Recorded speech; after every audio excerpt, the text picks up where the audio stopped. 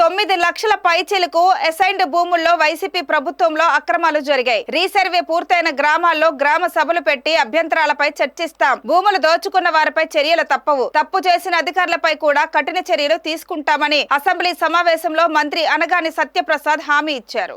పేద బడుగు బలహీన వర్గాలందరికీ కూడా వాళ్ళ ఆర్థిక అభివృద్ధి కోసం అధ్యక్ష ఏదైతే నిరుపయోగంగా ఉందో ఖాళీగా ఉన్నటువంటి ప్రభుత్వ భూములన్నీ కూడా అసైన్ చేసే కార్యక్రమం ఆంధ్రప్రదేశ్ ప్రభుత్వం చేపట్టిన అధ్యక్ష. 2019 నాటికి అధ్యక్ష దాదాపుగా 36,36,748 ఎకరాలు ఈ ప్రభుత్వాలు పంపిణీ చేసే అధ్యక్ష. అయితే అధ్యక్ష గత ప్రభుత్వం అధ్యక్ష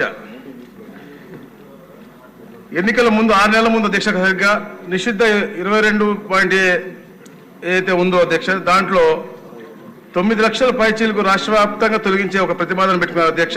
ఏదైతే వారి యొక్క చట్టం తీసుకొచ్చారు అధ్యక్ష 35 యాక్ట్ తీసుకొచ్చి 20 సంవత్సరాలు పూర్తయిన భూములు సాగు భూములు అలాగే 10 ఏళ్లు పూర్తయినటువంటి ఇంటి స్థలాలు పూర్తి యాజమాన్య హక్కులు కల్పించే దిశగా 2020 ఆంధ్రప్రదేశ్ అసైన్ చట్టం అధ్యక్ష 1977లో సవరణలు చేశారు అధ్యక్ష. అయితే అధ్యక్ష అసైన్ భూములని యాజమాన్య హక్కులు కల్పిస్తున్నాము అని చెప్పి తెలుసుకుని ముందే అధ్యక్ష ఈ యొక్క రాబందుల అధ్యక్ష ఏదో వైసీపీ రాబందుల అధ్యక్ష ముందుగానే అక్కడికి వెళ్ళటం ఈ అసైన్ అయిన ఉన్నటువంటి వ్యక్తులను బెదిరించడం ఈ లాక్కోవడం అనేది చాలా పెద్ద ఎత్తున దుమారం రేపింది. ఇన్సైడ్ ట్రేడింగ్ కి పూర్తిగా పార్లమెంట్ నిర్ధారించడం కూడా జరిగింది అధ్యక్ష. తప్పకుండా దీనిపైన రీవెరిఫికేషన్ పెద్ద ఎత్తున చేస్తా ఉన్నాం అధ్యక్ష. దాదాపుగా ఏదైతే రిజిస్ట్రేషన్ జరిగినా 25,000 రిజిస్ట్రేషన్ జరిగినాయి దాంట్లో 8,000 వరకు అన్లాఫుల్ గా జరిగిందని కూడా మా దృష్టికి వచ్చింది అధ్యక్ష.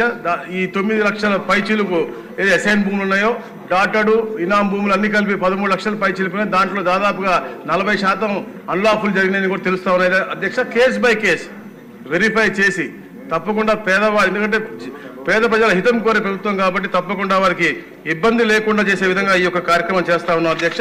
అలాగే అధ్యక్ష గత ప్రభుత్వం అధ్యక్ష రిజిస్ట్రేషన్లు కూడా ఎలాంటి కొరీ చేయకుండా ఉండే విధంగా జనవరిలో 3 మెమోలు కూడా ఇచ్చి అంటే అసైన్మెంట్ దారులను బెదిరించడం వాళ్ళ దగ్గర లాక్కోవడమే కాకుండా అది త్వరగా రిజిస్టర్ చేసుకోవాలని చెప్పేసి ఎలాంటి కొరీలు కూడా లేకుండా ఉండే విధంగా ఈ యొక్క రిజిస్ట్రేషన్ శాఖ కూడా 3 మెమోలు ఇచ్చింది అధ్యక్ష. దానిపైన కూడా మేము అధ్యయనం చేస్తా ఉన్నాం అధ్యక్ష. ఏదైతే నంద్యాల పుట్టపర్తి రాయచోటిలో దాదాపుగా మ్యాక్సిమంగా ఉన్నాయి దాని మీద కానీ విశాఖలో జరిగినటువంటి అవకతవకలపై కూడా ప్రత్యేక శ్రద్ధ పెట్టి తప్పకుండా ఏదైతే ల్యాండ్ ఏదైతే తప్పుదోవలు తీసుకున్నారో ఈ గద్దరు తప్పకుండా శిక్షిస్తాం అధ్యక్ష. అందుకనే అధ్యక్ష మన ఈ పవిత్రమైన అసెంబ్లీకి కూడా ల్యాండ్ గ్రాబింగ్ యాక్ట్ మనం కన్సిడర్ చేయబోతా ఉన్నాం అధ్యక్ష రేపు ఎల్లుండో కఠినంగా. ఎందుకంటే ఈ ప్రభుత్వం ఏర్పడి 150 రోజుల అధ్యక్ష 70,000 పైచీలకు మన గ్రీవెన్స్ వచ్చినాయి కేవలం రెవెన్యూ మీద అధ్యక్ష.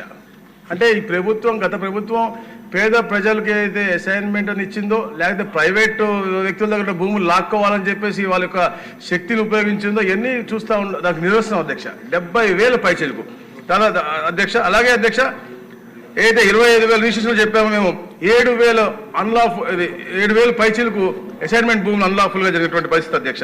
అదే అధ్యక్ష అలాగే మన సభ్యులు బలరామకృష్ణ అడిగినట్టు అధ్యక్ష రీసర్వే అధ్యక్ష గౌరవ ముఖ్యమంత్రి గారు ఎవరికి కూడా ఇబ్బంది జరగకూడదని చెప్పేసి ఒక విధంగా రీసర్వేని ఏదైతే 6,500 గ్రామాల్లో పూర్తయిందో దాని మళ్ళా గ్రామ సభలు పెట్టి వాళ్ళ దగ్గర అందరి దగ్గర అర్జీలు తీసుకుని సత్వరంగా పరిష్కరించే మార్గం కూడా తెచ్చారు అధ్యక్ష.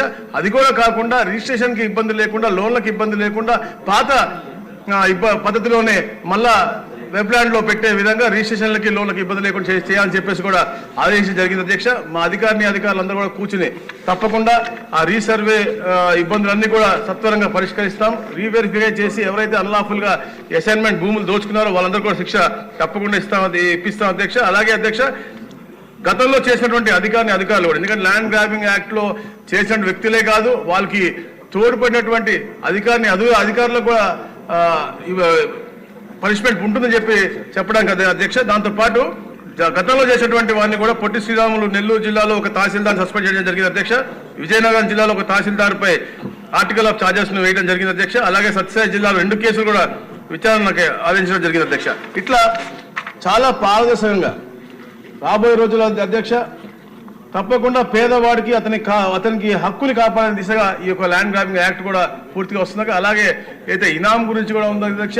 ప్రభుత్వం ప్రత్యేక శ్రద్ధ పెట్టి తప్పకుండా అయితే 2019లో అప్పుడు పెట్టినటువంటి యాక్ట్ని నెక్స్ట్ గవర్నమెంట్ చేయలేదో దాన్ని కూడా అది సత్వరంగా క్యాబినెట్ తీసుకొచ్చి మళ్ళీ మీ ద్వారా యాక్ట్ చేసి ఇనాం వాళ్ళకి కూడా న్యాయం చేయాలని ఒక మంచి ఆలోచన ఉంది అధ్యక్ష. తప్పకుండా అది కూడా సత్వరంగా పూర్తి చేస్తాం అధ్యక్ష. Thank you.